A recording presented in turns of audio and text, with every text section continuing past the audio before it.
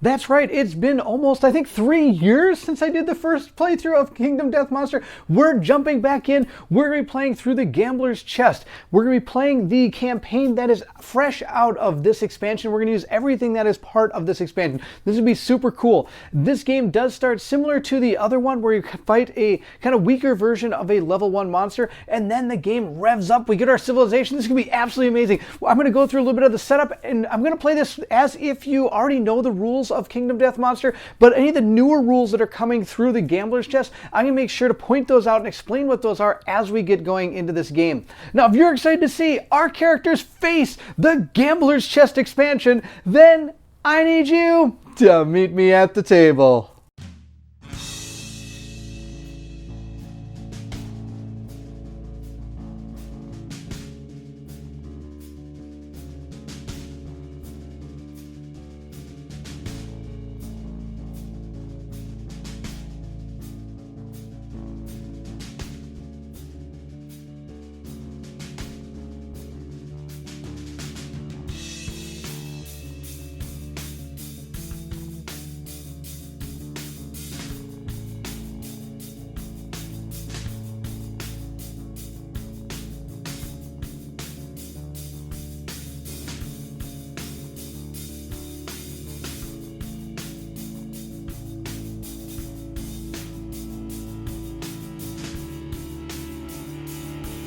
Before we do the setup, I do want to mention that if you're watching this on the One Stop Co-op Shop, this is the only video you're going to see here. All the rest of this entire huge epic campaign will be done over on Meet Me at the Table, so find the rest of the video series over there as it comes out. We're going to jump into creating our survivors. Last epic campaign that we did that spanned, I think, like 40 some videos or something, we used the Dragonlance groups in order to name our characters. It's a book series from my past that I really enjoyed, and I went to my Patreon supporters this time to find a great source material for names for this campaign that we're going to be playing through, and they recommended the Wheel of Time series. For those of you that don't know that series, it's also a fantasy setting for a book series, and I'm going to be using the names from that one. Now, there is one difference between the Dragonlance setting and the Wheel of Time setting. I have not read the Wheel of Time source. I think I've read about half of the first book, and I may have watched the first series season of the show. So that's all I know of Wheel of Time. But there is an astronomical amount of names that we can pull from. Now, just like the old game, when you do name your characters, we have Rand up here. He's going to gain the 1 survival, and we have Nynaeve over here. She's going to gain 1 survival as well. I'm not sure if I pronounced that right. If I didn't, I apologize.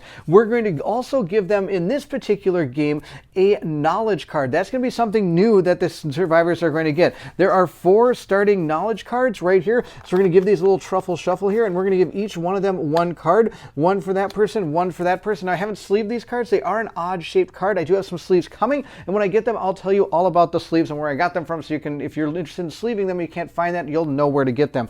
Now, knowledges are not going to be in your advantage at the beginning. A lot of these are going to be detrimental. They're going to increase systemic pressure or torment. They could also give you some kind of unrest, but as they evolve, they could eventually become good for you in a way. Now, we're going to look at the knowledge card for Rand. Rand is going to have here darkness. So darkness is his knowledge right at the beginning, darkness 1. Now notice that will evolve as we go. It says here there's something out to get you, and he is going to gain +1 torment. Torment is a new stat that is found inside the Gambler's Chest for this particular scenario, and the way torment works is we're going to be subtracting my torment from my brain trauma roll. So if he ever has to roll in the brain trauma, it's going to be even more detrimental to him. Now, observation. This is something that is going to help us gain the next card in the series. As we fulfill what is on the observation here, we're eventually going to be able to evolve this card. And the minute you're able to gain all of the check marks here on the bottom, we'll evolve that to darkness 2 no matter when that happens in the game. It could happen right in the middle of a fight. It could happen during the settlement phase. It could happen anytime. And when that does, that's when the new card comes into effect. But for now, we are going to gain +1 torment, which is right over here. And that's all we have. But whenever I suffer a brain damage, I am going to gain 1 of these little boxes. Once we get far enough, we're able to advance that to number 2. Now, you don't want to write on the cards. There is a spot on your character sheet for the knowledges, where you can put the name, the rules, and the observation conditions. You can put all that right here. We're not going to use that. I am just going to place the card here for now. If we do ever have to mark off one of the boxes, I will mark off a box on this sheet. But just for the very prologue here, we are going to keep the card out there so we have it. There's not a lot going on the board, but of course, as you know, going forward in Kingdom Death, your character sheet is going to start becoming full of everything, and so you're going to want to write those down. Now, of course, we do have Nynaeve over here. She is also going to gain one. She is going to gain Despair. And she has a theory here on her despair. It says theory, an inkling of an idea that currently has no effect. With enough observation, the theory may advance into something useful. So when you suffer a brain trauma, I get to check mark one of my boxes, and it only takes one box to go to despair 2. So that might happen a little bit faster than it would be for this poor guy here with his darkness 1. Now the difference is he can suffer brain damage, where she has to suffer a brain trauma. So he actually has to roll on that table, where of course all he has to do is take damage. So he won't have to suffer the brain trauma from the torment in order to make his boxes go away. Our last two characters up here are Egwene and Perrin. I, again, hope I pronounced them right. We do each get one survival for them. And again, we have 2 left knowledge cards left. We'll hand them out like that. She is going to be able to deal with fear. She, again, also has a theory. It says an inkling of an idea, very similar to the other one. And it says when you suffer damage, she's going to gain a box. Then when she gets 3 of them, she gets to go to fear 2. So unlike the ones on the bottom, we're dealing with brain damage. These guys are dealing with actual damage.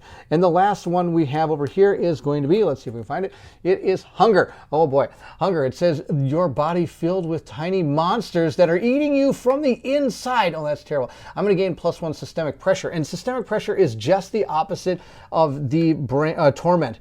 It says here, subtract your systemic pressure from your severe injury result, and during the aftermath, I get to gain 1. So as long as I survive, I'm going to be able to gain 1, because when we go to the aftermath, that will advance. So we have our 4 survivors, and of course our survivors are all dressed with a founding stone and a cloth here.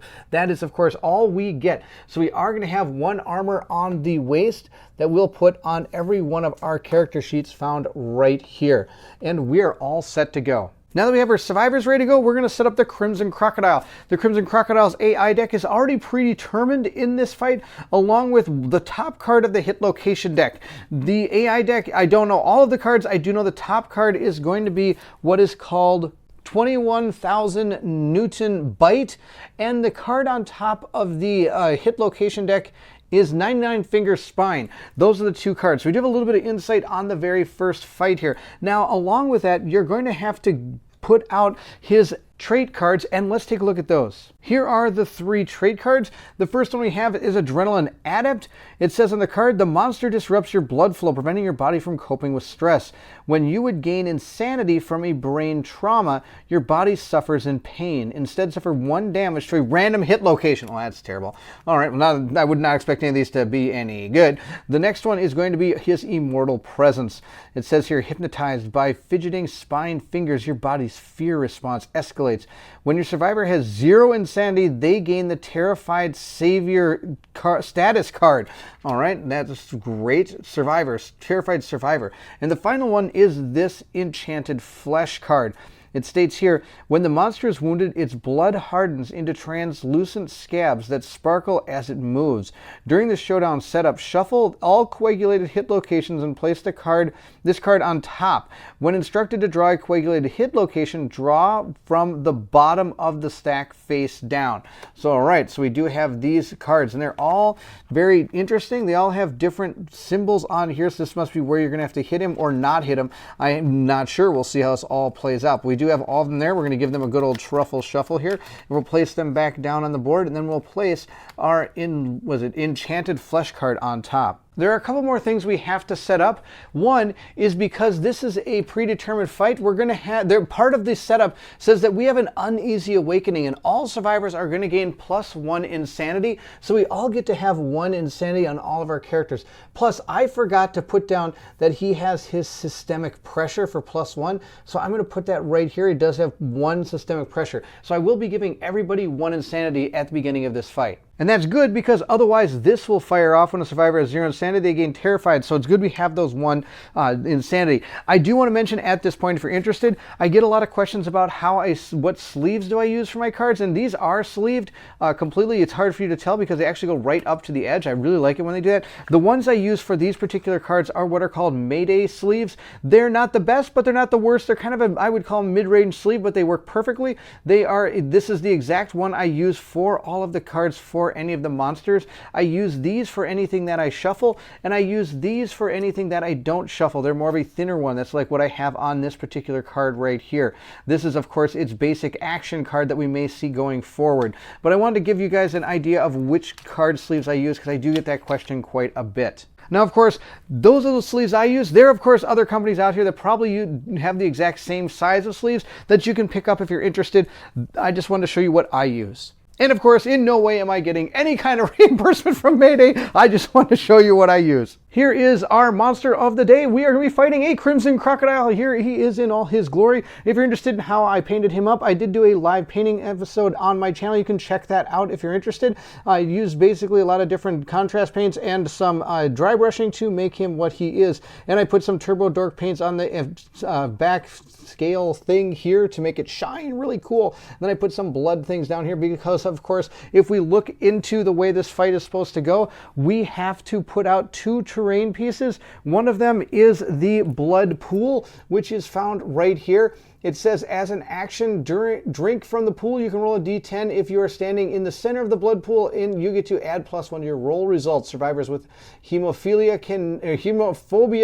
may not drink. And this is something that could happen to you. This might be something we want to do. It's set up at least 3 spaces from all board edges. Now, for this particular fight, it does say that he starts right on it. Here is the tile. We're just going to place him right on his blood pool, which is why I put a bunch of blood underneath him. I thought it was kind of cool that he's going to be standing on his little blood pool there. The other one that we're going to be dealing with is we have a survivor corpse out there as well, and if survivor moves through the space occupied the terrain, they will suffer brain damage equal to the monster level. This is a monster level 1, and I have to set this up at least 6 spaces from all terrain pieces, and of course I can use an action to scavenge, and I roll a d10, and I'm going to be able to gain, looks like insanity, and then potentially something else. And we're going to place that token right here. 1, 2, 3, 4, 5, 6. And our survivors all have to be within 5 spaces of this guy. 1, 2, 3, 4, 5. 2, 3, 4, 5. We're all perfect. That should be fantastic. Now, I do want to mention before we begin this fight that you do have to have the core game in order to play this game. For example, this particular terrain piece does come from the core game, and many of the items you're originally going to start crafting and the settlement areas are going to be from the core game as you play through it. So you do need the core game in order to play with this expansion. Now, is his Kingdom Death? So I am going to have the monster go first, but first let me at least identify who we have out here. This is going to be Rand. This is going to be Igwina. This is going to be Perrin, and this is going to be Nynaeve. Now, again, I apologize if I mispronounce any of those names. Let's go ahead and start the fight. Let's see what that crocodile can do. Before we begin the fight, I just want to again mention that if you're watching this on the One Stop Co-op Shop, the entire rest of the campaign will be seen over at Meet Me at the Table, so go over there and watch the rest as it comes out. We'll draw our predetermined card that we have on top. It is our 21,000 Newton Bite. It will pick its target, threat with the most tokens in range. There are no tokens. We'll move to the next one, which is closest survivor. We're all equal distance, so we get to choose.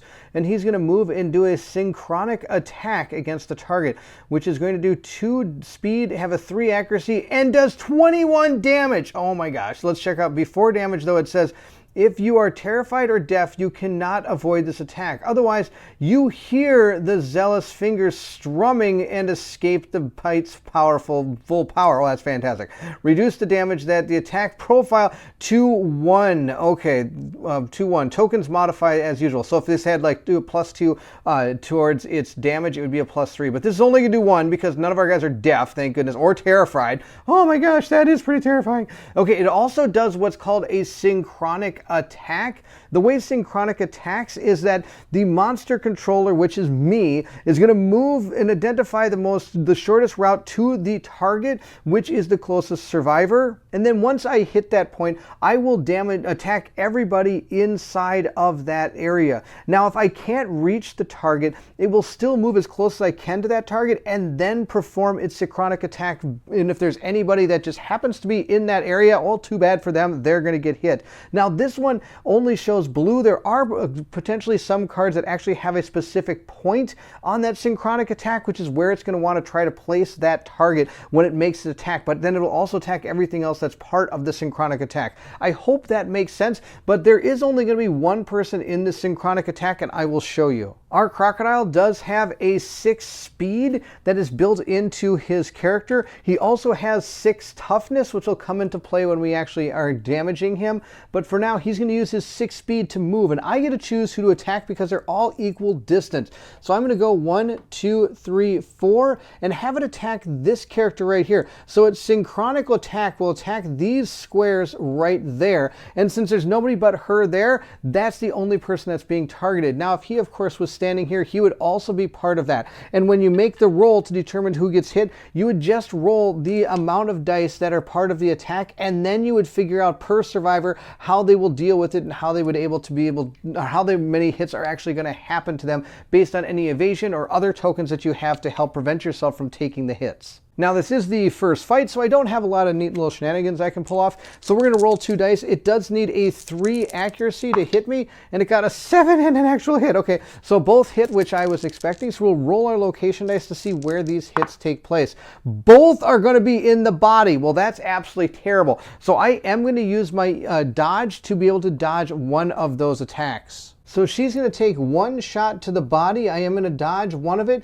by using my survival and using the dodge ability that is baked into my character at the very beginning of the game, which allows me to avoid an attack. Of course, that does use my survival. I can't do that anymore. Now, she does have her fear card here that does state when you suffer damage, I get to fill in one of my boxes. So we are going to fill in one of our knowledge boxes, and if we fill in 2 more, we'll have met our observations here, and we're going to gain our Fear 2 card. With that attack complete, we're going to have Iguina go ahead and throw her Founding Stone. I'm going to take my stone and I'm going to use the action here that says that I can sling this stone from anywhere on the board.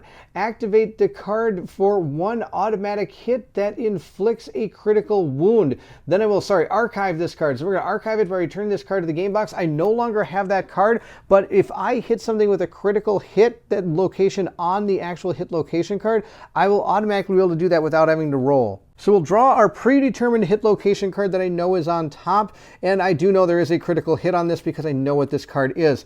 It is the 99 Finger Spine. It is normally an impervious location, which means I would not even be able to wound it.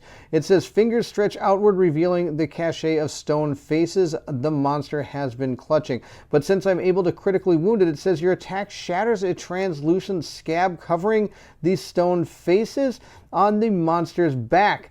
Find the sparkling upper back hit location card from the locations that we've set aside, and then in the coagulated deck. And I'm going to set it aside and reshuffle the hit location deck and place the card on top. This now is a persistent injury, which has an exposed back. The monster panics, making it easier to hit, and it's going to gain -1 evasion token. That is fantastic. So we have done our first wound, and we've gained a -1 evasion token for this character. And then we are going to grab the card from here called the Sparkling Upper Back. We're going to set that aside and shuffle this entire deck. We're going to give it a good old truffle shuffle here, and then we're going to place that card on top and put this one back on top as well. And this is an impervious location, but I believe even though it's impervious with this critical wound, I think I still do a wound to the monster. So I'm going to put that wound right there. If I'm wrong about that, please let me know in the comments below so that I can make sure to put a pinned comment in the video. If you notice anything that I've done, or if I have noticed anything that I've done wrong after the video releases, I'll be able to put that in a pinned comment so you can also check that out, and I'll probably talk about it in the next video. She does have movement now she can use, because you can do 1 action and you also get 1 movement that you can do. Or she has 5 movement though, she can do 1 movement action, but I'm not going to move her. I'm going to leave her right where she is. Meanwhile, Rand is going to examine this. He's going to pick that up. I'm going to roll a d10 and see what happens to him. I have found a 3. That's not going to be good. Normally bad rolls are going to gain 2 insanity and 1 random basic resource, and then I'll archive this train. So that wasn't too bad. I'm going to gain 2 insanity, and I'll take our basic resource deck, which again is from the core box. So you do need the core box in order to play that. We're going to give it a good old truffle shuffle and draw the top card. We have found a monster hide that I will give to him. He now has 3 insanity and he's carrying a monster hide, which really basically all of our characters are carrying, because the resources are not tied to specific characters. He's going to move 1, 2, 3, 4 to right there, because he can now be in the blind spot of this particular enemy. Blind spots are going to give you advantage when you attempt to hit the monster, and also it makes it a little bit more difficult for you to be the target of the monster if you don't want to be. Our next survivor is going to be Perrin. He is going to move 1, 2, 3, 4, 5 behind the monster, and because it has -1 evasion, it's going to be easier to hit, and being in the blind spot, I'm also going to get advantage when I attempt to hit it. I do have 2 options when I make this attack. One is I could use the Founding Stone, where I have 2 speed and I need a 7+, but because I'm in the blind spot, I need a 6+, and because he has -1 evasion, I need a 5+. The other option is I could use my Unarmed Combat Fist and Tooth, where instead of needing a 7, I would need an 8+. I think we're going to go with this one where I need a 5+. Let's see how we do. I got no hits. Oh, that's not a very good start. All right, we have 1 survivor left. Let's get him. She's going to move 1, 2, 3, 4. Again, going for the blind spot. We need to do some damage. She's also going to use her Founding Stone. I need a 5+. And I got a perfect hit, and I also got a 9. Now, sadly, the perfect hit isn't going to do anything for us now, but in the future, there could be items or weapons that allow a perfect hit to do some extra things, but that's not the case. Instead, we are going to hit 2 locations. So we're going to draw our 2 location cards and see what we get. The first one we got is the Pale Colica. It says you strike the monster's multi-purpose urination, defecation, and mating hole. Oh, are you kidding? Oh my gosh, that's out of control. All right, so there's no there's no repercussions on whether there's no reactions to that particular location. The other one we have is the blustering foot knuckles. It has a failure. The monster rolls without turning. Move the monster to the left on collision. Survivors will suffer damage equal to the monster level +1. If I am able to wound, it is going to have a compulsive reaction. So this is one that cannot be canceled at all by anything. And part of that has to do with the vasodilation here. It says the monster recoils its fresh blood, instantly coagulating into hard, translucent scabs. Archive this, draw a coagulated hit location card, and place it on top of the hit location deck. All right, so I get to choose what order I do these. I think I'm going to do this one first because there's no repercussions. Now, I do have +1 strength with this. This monster has 6 toughness, so I need a 5+ in order to wound that location. I got a critical hit. Oh my gosh, that's awesome. All right, so we get to do whatever the bottom of this is. And a critical hit would also cancel any of these reactions. Now, this one does not have a critical hit, so you can't actually do a critical to it. But this one right here says critical wound. If adjacent, you punch shoulder deep into the hole, grabbing a fistful of organs before violently tearing it free. Oh my gosh. Wow. I gain +1 pseudo penis and roll a 1d10 on a 3+. The cola quivers before blasting you with a torrent of blood. Secretions suffer knockback 5. The waste leaves you inspiring design on you. Gain paint.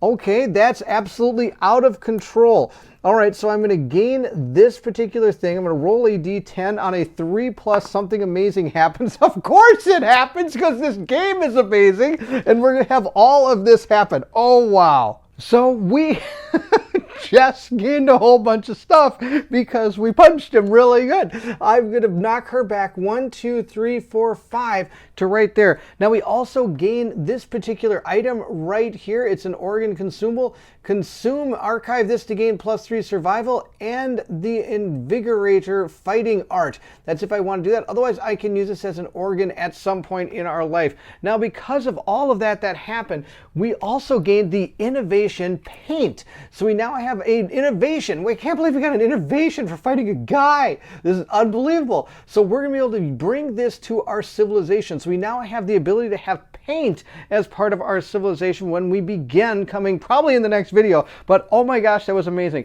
On top of that, we do one wound with that critical wound, so I am going to place this into our wound stack. The only problem is, now that we have hit this location, I am no longer in range to be able to take advantage of this hit location. It just gets discarded and nothing happens. Before we draw the next card, I do want to mention that this paint card is from the original core game as well. There are a few ones that are going to change moving into this particular campaign, but I believe the paint card is still the same from the original core box. If that's wrong, of course, moving into the settlement, I will make sure to change that. We're going to draw our next IA card and see what our crocodile does. Delighted. It's a mood card. When this comes into play, I will draw another AI card. The monster can barely contain its delight as a pungent foam leaks from its maw. While this is in play, the monster has -1 accuracy and +1 speed for each terrified survivor. Well, good news, we do not have any terrified survivors. When a survivor dies, the monster is knocked down in excitement, discard delighted. So this will remain in play. So also that means that there's less AI cards here that we have to actually wound in order to kill him. But now we do have to draw another AI card to see what happens. We're going to draw Crimson Snap.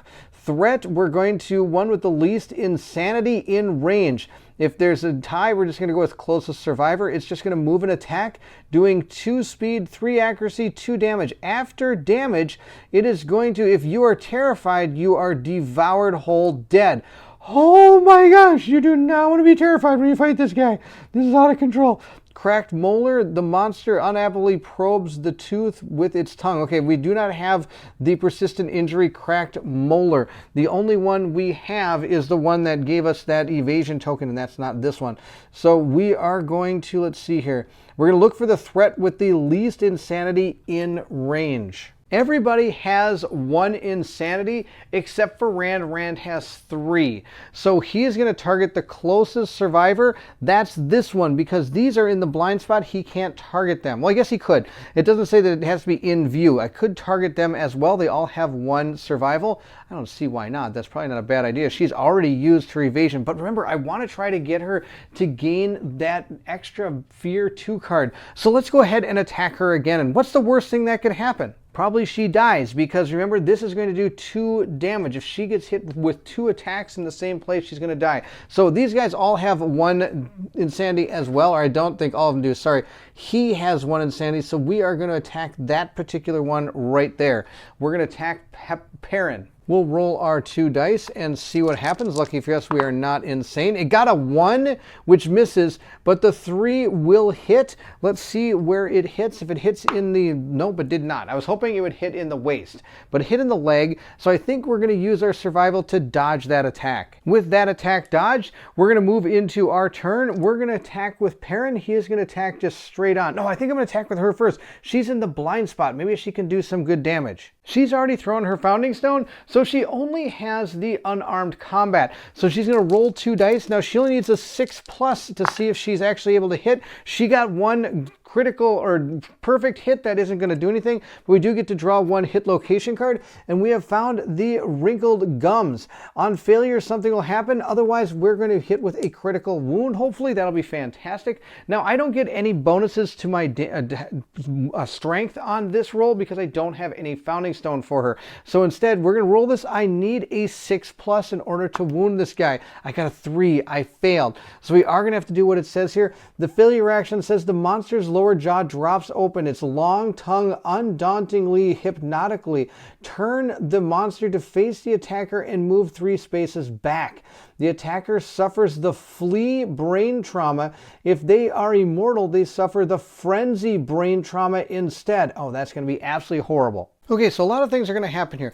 First, this thing is going to turn to face the attacker, and then it's going to move backwards 3 spaces.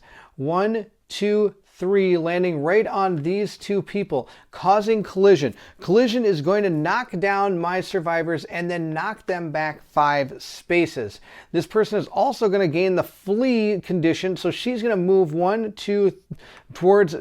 5 spaces towards the closest board edge, which is this one. These guys are getting knocked back 5. 1, 2, 3, 4, 5, in collision with her. 1, 2, 3, 4, 5. So this is super good, let me tell you. So I have a pile of knocked down survivors, which are absolutely awesome. And on top of that, the flee condition is also going to give her other things as well as moving her away. Flee here states you are knocked down and suffer knockback equal to the movement towards the closest board edge. So I would have knocked myself down. Anyway, also I gained D5 insanity. But remember, we can't forget about our adrenaline adept here.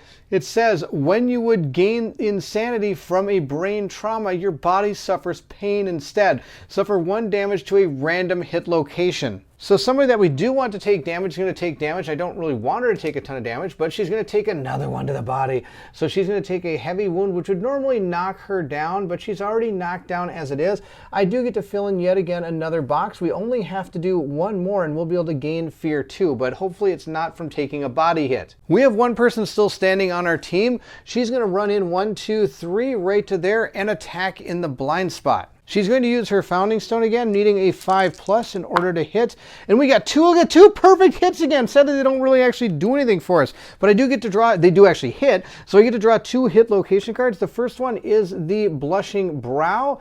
It says, failure the monster flashes its toothy grin and its fingers swirl. The blood in your limbs drains. Your weapon tumbles from your grasp, you are disarmed. Oh, that is terrible. The other one is going to be a compulsive reaction where I cannot be canceled. The monster recoils. Its freshly blood instantly coagulating into hard translucent scabs. Archive this, draw the coagulated hit location, and place it on top of the hit location deck. All right, that's that one. Let's see what this one is. This one is the Blushing Bulging Neck. It also has a failure reaction as well that says the monster flips upside down and glides on its wiggling fingers, moving 2 spaces forward, then cranes its neck to wink at the attacker. They suffer +1 brain damage equal, or they suffer brain damage equal to the monster level +1. I cannot have that happen. Otherwise, we're going to do the compulsive one here again with that. I think we're going to start with, oh, I don't want to get disarmed either. I just don't want to fail. Let's just not fail. That'll be the plan. No failing. We're going to start with the Blushing Brow. Let's just see. Do I have to roll to be disarmed, or is this just going to happen? The attack ends. Place the disarm on the attacking weapon and matching tile 5 spaces away from you. You must move over the tile to pick it up before reactivating that weapon again. Ignore if you are using Fist and Tooth. Well, I'm not using Fist and Tooth. All right, let's just hit the Blushing Brow. I need, I think, a 5+ in order to damage this thing. I got an 8, so that means we were able to wound this. So now we have to put that coagulated card on top of the deck. So we'll take our coagulated deck here, take the bottom card and place it on top of the hit location deck. I'm going to archive this card and I'm going to do 1 wound to the monster. Next, we're going to see if we can get the other spot as well. For this location, I'm also going to need a 5+. Remember, we're not going to miss any of these. No failing. No failing. Yes, that's not a fail. That's a 9. I love 9s. Okay, that's not a fail. We're going to put another one of those things on top of the deck. So again, we are going to archive this card. We're going to grab a wound off the top, and then we're going to place one of these onto here. Now, the way these work is you have to physically be standing and hitting in that location for this to actually do anything from how I understand it. I could be completely wrong because I've never actually hit one of these, but I believe that's how that works. Now, sadly, that is the end of my turn because all the rest of my guys are on the ground. They all fell down. So I'm just going to grab the top card, the only card left here. It says Hail of Fingers, closest threat in range, closest survivor. So the ones on the ground are not threats. So this is going to attack the closest survivor, which is going to be Nynaeve. So we'll see how this goes. Move into range and attack. This attack gains +1 speed for each card in the monster's wound stack. Oh boy, this is going to be really bad. It has a 6 range. Oh, this is a ranged attack. And it's going to have 6 range, 1 speed, 7 accuracy, and 1 damage. If the monster attacked with 10+ speed, it has fired off too many of its scab fingers, the monster gains -1 toughness token and is knocked down. Interesting. All right, let's go. Let's see how many he has in his wound stack. First off, not going to be 10. 1, 2, 3, 4. There's 4 in the wound stack. So the way that ranged attacks work, because this is kind of a newer thing for this expansion, is that they're going to have a profile of how far the range is. For example, this card has a 6 range. So at this point, it's going to want to move into range and attack. Well, it's already in range because it's adjacent to the character. So at this point, since he is either adjacent to or closer than the actual range profile, the monster is going to move away from the target so they can put space between them. So it's going to try to get up to 6 range away. So he's going to move down 1, 2, 3, 4, 5, 6 and turn and face. And these guys are going to go 1, 2, 3, 4, 5 over there. And this one, this one's in big trouble. 1, 2, 3, 4, 5 over there. There we go. And now this thing is 1, 2, 3, 4, 5, 6 space away. That's too far. It should have been there. So these two don't get knocked back. 1, 2, 3, 4, 5, 6. It can now attack from that range, and this person's knocked over there now. just scattering my people everywhere. The attack is going to be at 1 speed, but remember there are 4 cards in the wound stack, so I'm going to roll 5 dice, and it needs a 7+ on any of these. It hit only once, doing 1 damage, which is awesome. Let's see where he hit him. Hit him in the hand. I'm going to take the hit to the arms. That's totally fine. I'm going to save my survival for something that does more damage. Now that the monster is gone, all my characters do finally get to stand up. And I think, again, we'll start by attacking the people in the back here. He hasn't gotten to attack for a little while. Let's see how he does. Come on, Perrin, let's do some damage. I lied. I am not going to attack with him because the location we have on top is this coagulated location. So I have to hit this spot right here. So I think we are going to start again. 1, 2, 3, 4, 5. Run on in here. This is going to be our MVP of the whole game here, right here. She's absolutely amazing. She's the one that's got paint all over her right now. She is paint, I guess you could say. And she's going to hit that location. She's going to use her Founding Stone. She needs to get a 6+ in order to hit because I'm not in the blind spot of this one. I did hit twice. Sadly, one of them is not even going to do anything, I don't think. We'll see how this plays out. Here are the 2 locations that I hit. I'm going to start with this one. This one is the Sparkling Snout. Unless your attack is hitting the highlighted spot, your wound attempt is in automatic failure. See rulebook for extended rules. Gain +3 strength to wound this location. If I fail, the monster hisses, fingers drumming rapidly, perform a basic action targeting the attacker, barf, or else, and then if I get a critical wound, that would be fantastic. All right, let's see how we do. We are going to try to wound this location. I roll up my dice. I got a 6 + 3 is 9 + 1 is 10. That is enough to do a wound. Now, of course, sadly, I will discard this. And then the sad news is this one isn't going to come into effect. It says right here, Sparkling Claw, unless your attack is highlighted spot, your wound attempt is an automatic failure. See the rule book, blah, blah, blah. I'm going to have an automatic failure. That's going to be fantastic. First, let's take care of the wound. We don't have any cards left in our AI deck, so we'll just give these a good old shuffle here, and we'll place one over there. Now, sadly, since the other place we weren't able to hit, as I mentioned before, it's over here, I'm going to have to deal with its basic action. So the basic action it has is a 2 speed, 3 damage attack with 2 damage. After damage, if you are terrified, you are devoured whole dead. Oh boy, well, we're not terrified. Oh my gosh, this guy scares me so much. 2 speed with a 3 attack. Let's see how that goes. I got hit twice, so I'm going to take 2 damage. I believe is what it is. It is 2 damage to a couple locations. Oh no, we got double body. Well, I can dodge one of those attacks. Oh, I can't dodge one of the attacks. It is on my turn. Sadly, she is attacking right now, so she cannot use the dodge ability. So I'm going to take 2 damage to the body. Then the other 2 are going to go straight into the terrible rolling place I've got to do. Now, lucky for me, she does not have any systemic pressure, so I will not be subtracting anything from the roll. And her observation is to do with brain trauma, not physical trauma. We'll roll on our severe injury table for Nynaeve, our MVP of the battle so far. Let's see what happens to her. She got a 4, gaping chest wound. She suffers -1 permanent strength. This injury is permanent and can be recorded multiple times. I'm going to gain 1 bleeding token. So I have my first bleeding token, and I can put a gaping chest wound. You can put a little box there. I'm going to put -1 strength up above. You can't see that, it's slightly off camera.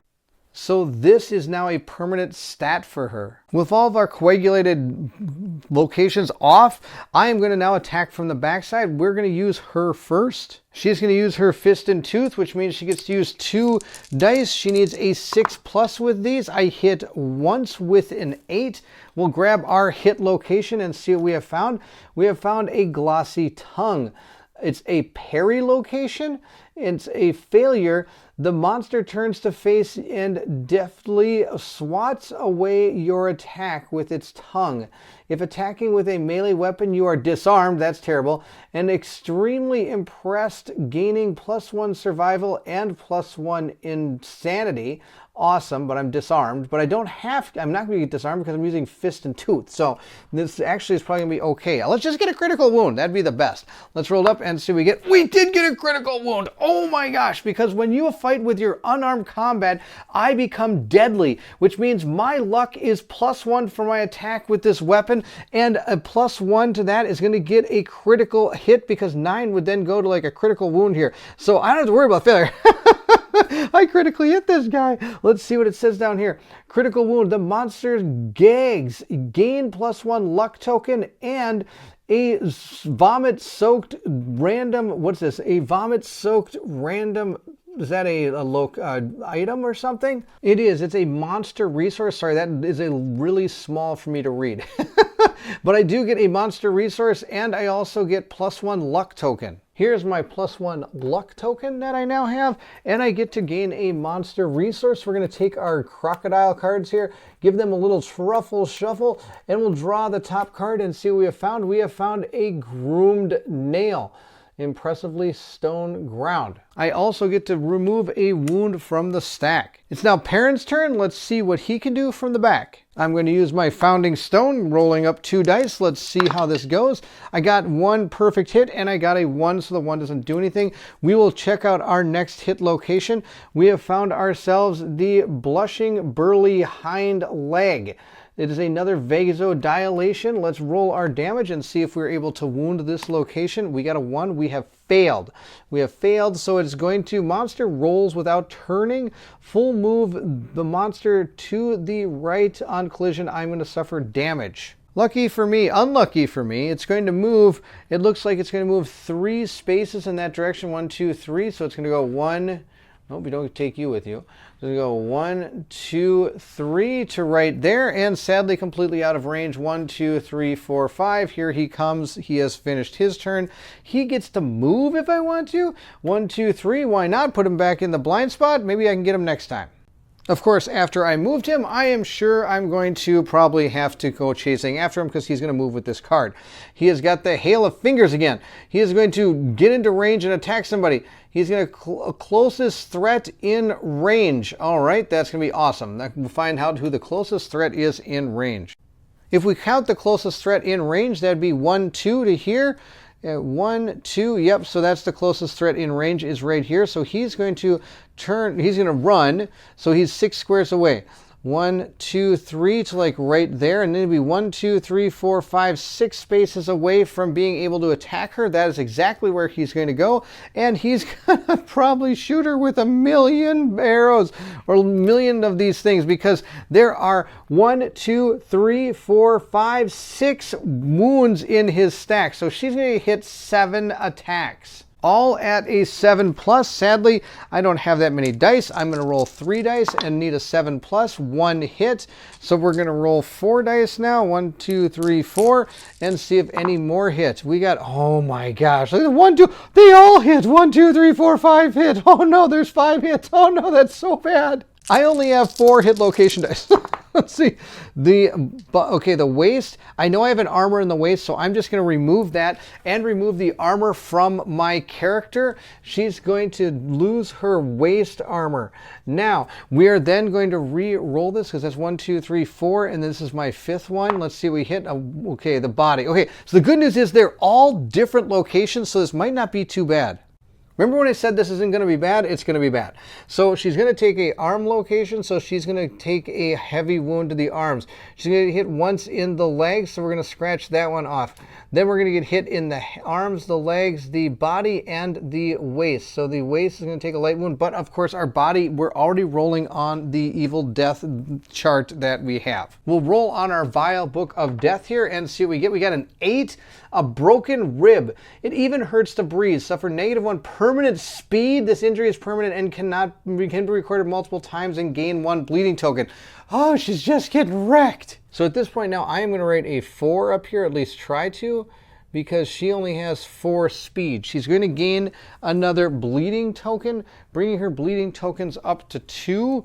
And then on top of that, she is also going to gain, what was it? The broken rib. So she'll put that one right here, broken rib. She has -1 permanent speed. Oh, yuck. And the bad news is if I don't wound this guy, he's going to fire that off again. So we're going to start here. 1, 2, 3, 4, 5. Run around the back and try to hit him. I'm going to use, of course, my Founding Stone, rolling it up twice here. We hit with an 8, and the 5 hits as well, because remember, I'm in the back, and I also get a -1 evasion token. So we're going to hit 2 locations. The first one is going to be the Juicy Jowls. Lashing and sticky, the aerabic smell of the monster's breath burns your nostrils. All right, but there's no detriments to it, which is fantastic. The next one is going to be, what is this? This is our Blushing Hip Wrinkles. This one is going to be another vasodilating one. Let's not miss that. But we're going to start with the Juicy Jowls first. I get +1 to my strength against this particular attack. Let's see what I get. I got a critical hit again. Oh my gosh, criticals everywhere. This critical hit says, the strike mutilates the monster's molars, gagging on teeth shards, and spits and coughs up terrible lumps that rolls over you. Gain 1 random, is that another monster resource? It's a persistent injury, cracked molar affects some AI cards. That's awesome. We'll put that there. That is going to also get rid of our last AI card. So there's only 1 card you have to get rid of left, and that's the basic action. Once we're able to wound the basic action card, then that is it. So let's just, we're going to roll on this first. If this is able to be wounded, the battle's over, and we'll go finish off with the Juicy Jowls.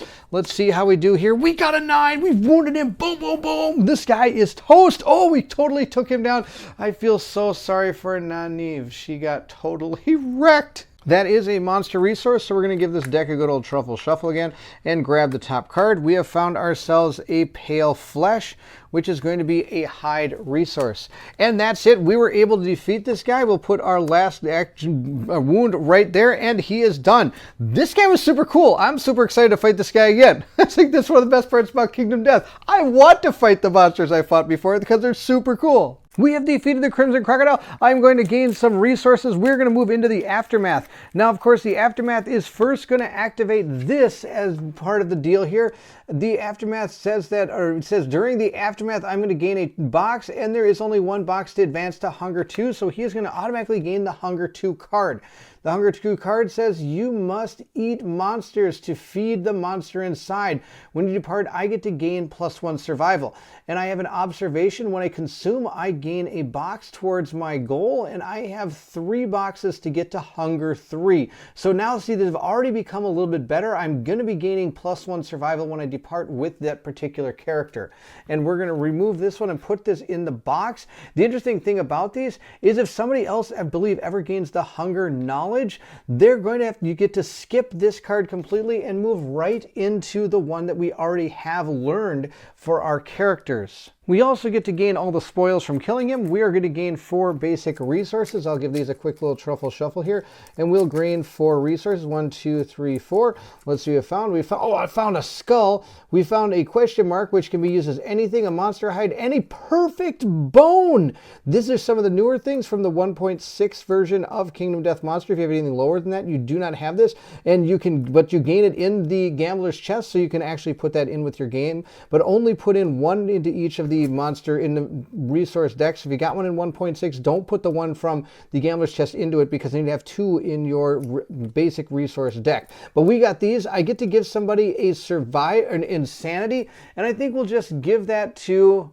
Gwen. Why not? She can have +1 insanity. She is now at 2. On top of these basic resources, we also get 4 resources from the crocodile itself. It's quite a thick deck here. We'll give it a little truffle shuffle. 1, let's grab that one, this one, and let's see here, what else I want. We'll grab this. Let's see if I can get these separated here. There we go, that one, and that one. Perfect. All right, let's see what we have found. These are, no, gonna be new stuff here. We have found the flat vein. It doesn't really do anything except it's an organ. This one is pale flesh. I think we already have that. We have a crimson fin. And the last one we have is a crimson bone. So we have a bone, an organ, and 2 organ, hide, and a hide. So we got some really good resources here. I think we're going to have a lot of fun in our settlement when it comes to that. But of course, we'll be doing that in the next video. Thank you so much for watching. I hope you enjoyed the beginning of our campaign through the epicness that is Kingdom Death. If you did enjoy this, don't forget to like, subscribe, and hit that bell so you'll see know when more Kingdom Death comes out. Also, please feel free to leave anything in the comments below. I would love to hear from everyone. On top of that, if you're interested in supporting the channel, please feel free to join the Patreon. That is also located in the description of this video. Some of the perks that people get for being part of the Patreon is they're going to be able to see my playthrough videos before anybody else, usually about a day or 2 early, without commercial interruptions. Those that have already joined the Patreon are located here on the screen. Thank you so much for your patronage. It does mean the world to me. Also in the Patreon, I do have people help me decide how these games come to fruition. As we move forward, I might have them help me kit out some of my characters and even help me decide, like I said earlier, how to name these characters. Right now we're going through the Wheel of Time book series, and we'll probably be using a lot of those names, but I'll probably have them help me continue to name my characters as we go forward. So there we go. That was the Crimson Crocodile fight. Thank you so much for watching. Now, of course, if you are watching this on the One Stop Co-op Shop, don't forget to go over, check out the rest of the campaign as it comes out on Meet Me at the Table. Thank you so much for watching. And if you're excited to see what comes next, then I need you to meet me at the table.